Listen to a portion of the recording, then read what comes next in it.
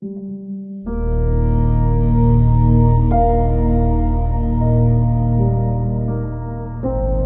they had finished eating, Jesus said to Simon Peter, "Simon, son of John, do you love me more than these?"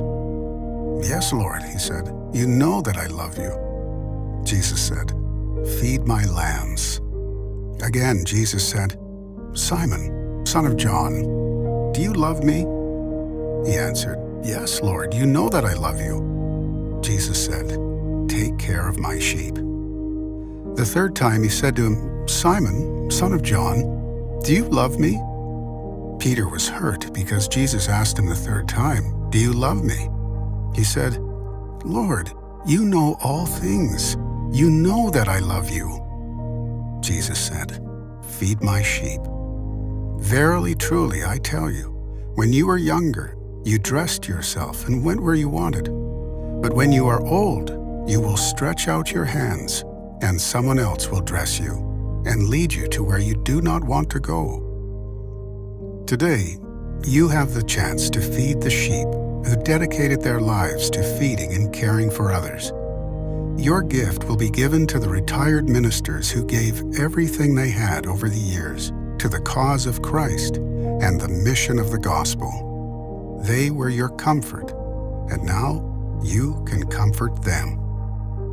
This morning, the voice of Jesus is saying to you, "Church, do you love me? Feed my sheep."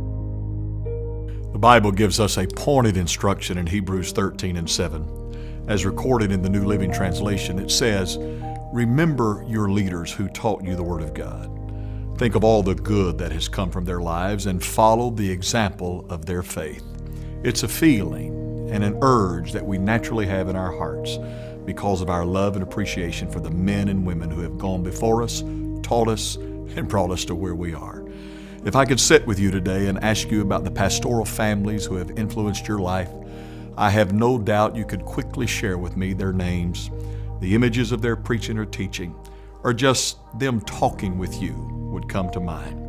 We're blessed to be able to feed those who have fed us.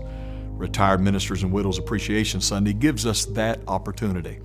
And our plan is to put together the offerings that you and your church will send, place 25% of it aside for use when our retired folks have emergency situations, and divide the other 75% among all our retired ministers and widows as a Christmas offering.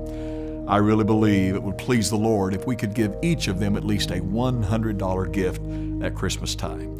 We distribute every penny of your offerings to these faithful men and women, and we don't keep anything back for expenses. Let me say one thing more.